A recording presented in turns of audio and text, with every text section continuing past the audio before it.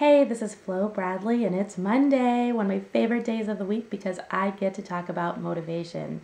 And a lot of times, it is the number one reason why people are held back in their life. It's because they have a lack of motivation. So that's why I love talking about it. My goal is to be your cheerleader and assist you to get you to whatever level, whether it's starting out in something, a new journey, or maybe you've been there for a while and you just hit a bump in a road. We all do. Today, actually, I'm a little sick.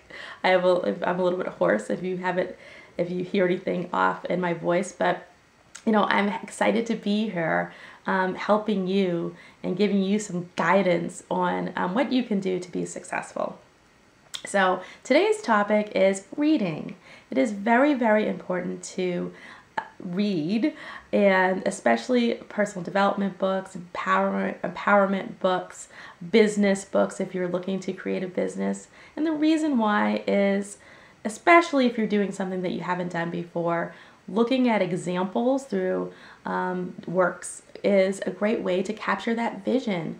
Our eyes are super inadequate to enable us to really see if we're on the right path. I'll be creating a product soon. It's going to be my first product, and I'm very excited about it. And I was beta testing it yesterday with a group of business leaders in my community. And I'll be following them throughout the quarter to see how they're progressing with the information and getting testimonials and things like that. And that comes from the 4-Hour Work Week by Tim Ferriss. He really talks about beta testing before you go out and launching a product. So that's what I'm doing. I have no experience, but I looked at that work and I'm just following the steps because, again, I have no experience from my past that is telling me that I'm doing exactly what I need to be doing. But I do have the example of that work that makes me, feel that I'm on the right track.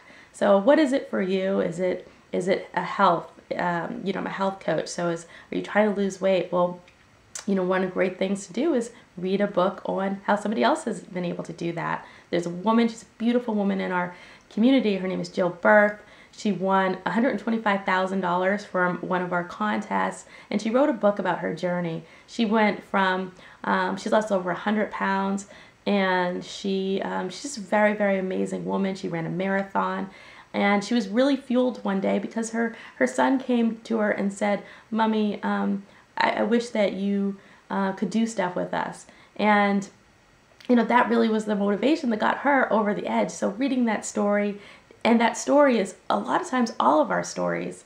So that's why I think it's so important to read. Jeff Olson, who wrote The Slight Edge, said, you really want to read about 10 pages a day. That's 3,650 pages in a year. And if you break that down by about 300 pages, that's an average book size, that's about 12 works. And you are made up of the 5 people that you spend the most time with.